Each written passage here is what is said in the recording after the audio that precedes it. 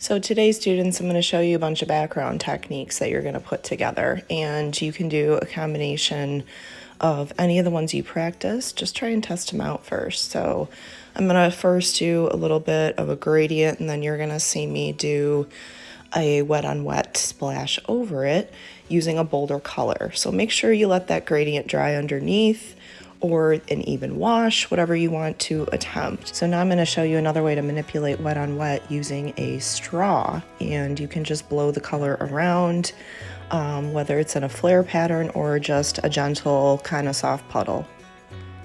So take the opportunity to practice a few techniques before you actually do this on your background. Just make sure you're going to be happy with the end results. Then you can put your test strip aside and move on to your final painting.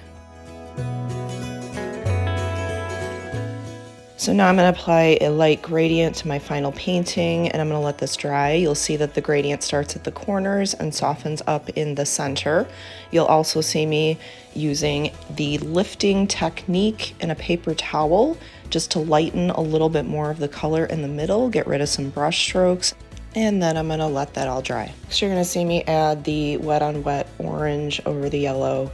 I'm going to start with a lot of wet color. I'm going to use the straw just to move the color around, and also my paintbrush.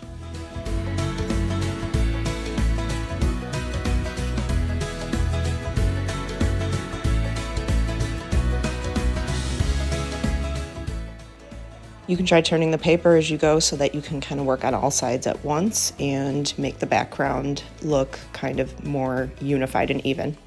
You can even grab some bold color on a paintbrush and just tap it, give it a little bit of splatter.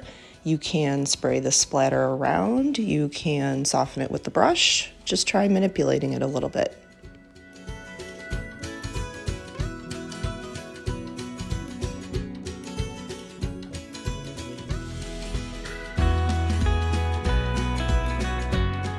Now, if you feel like your splatters look just a little bit rough edged or too harsh, you can soften them with a clean, wet paintbrush just to blend them in gently.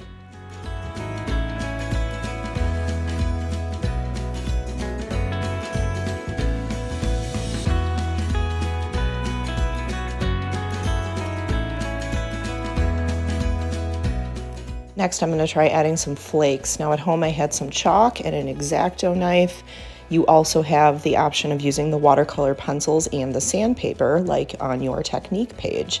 But I'm just going to flake some chunks of the red, and I'm going to let it sit there. I can blend it in with the wet brush if I don't like it, but I can also create some interesting color that sits on top of my lighter one. So I've got light yellow, a yellow orange. Now I'm adding a little bit of red, red orange, and even a little bit of pink.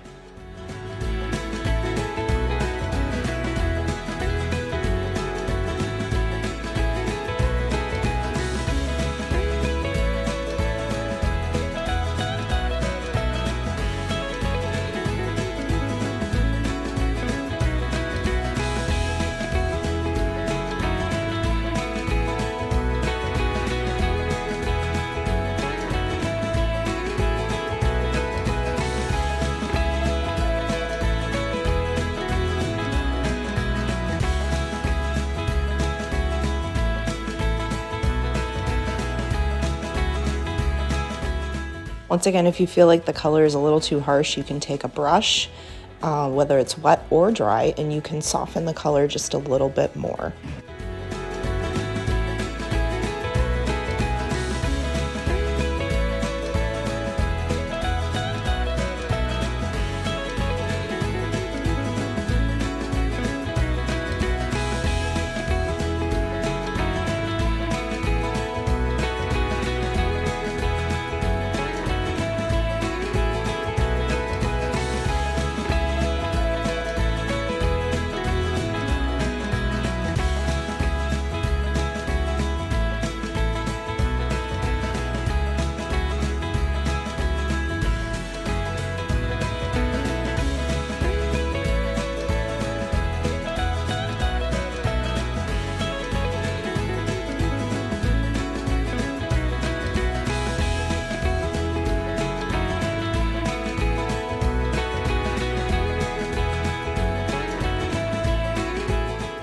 Once again, be careful not to tear the first skid off the paper so that you don't pick up the top layer.